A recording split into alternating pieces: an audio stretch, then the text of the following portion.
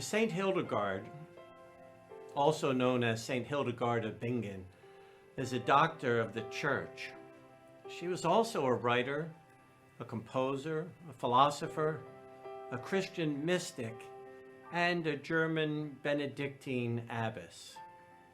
An underachiever, obviously. She was born around the year 1098 to a noble family, and she was the youngest of 10 children. She was sickly as a child, and her parents had promised their sick daughter to God. So they placed her in care of a Benedictine nun, Blessed Jutta, in the Diocese of Speyer when she was just 8 years old.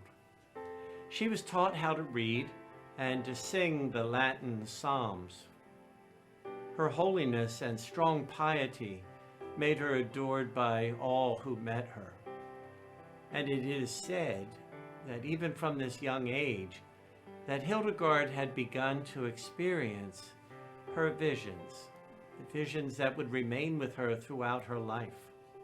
By God's grace, Hildegard grew to be an innovative leader of her community, and also to a fearful church that too often preached wrath and condemnation.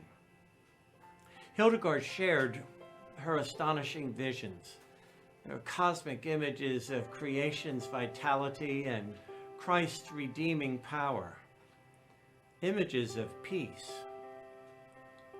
During this Advent, I believe Hildegard speaks peace to our own troubled and dark world. She writes, "O branch coming into leaf just as dawn advances, rejoice, be glad, and deem us helpless ones worthy. Free us from evil habits, and reach out your hand to lift us." As St. Hildegard wrote, if you have the opportunity to ever go through some of her work, her poetic imagery is deep. It's beautiful. I'll share two more things with you. Here, she writes of Jesus, speaks of him as the man of peace.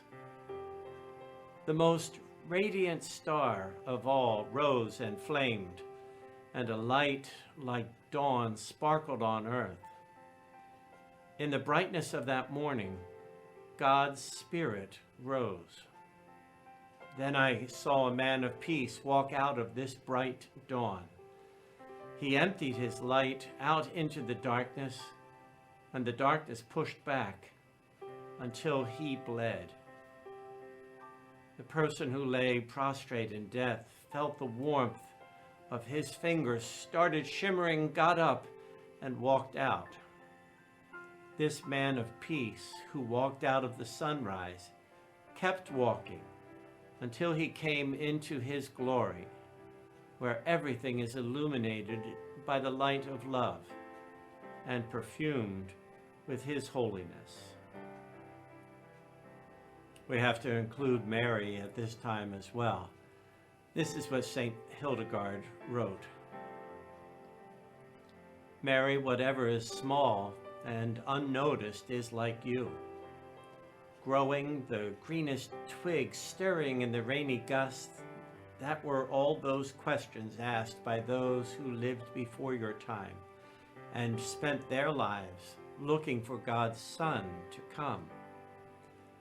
The sun warmed you, and when the time was ripe, you blossomed, smelling like balsam, and the fragrance of your bloom renewed the spice's dry perfume.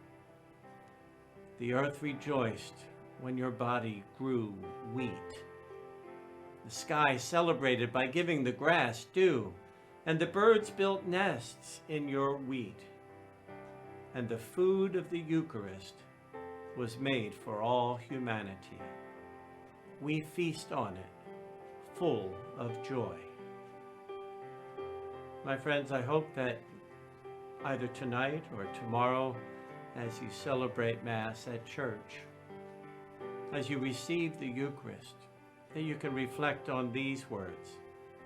that came from Hildegard of Bingen, that we celebrate the gift that is Eucharist. God bless you all.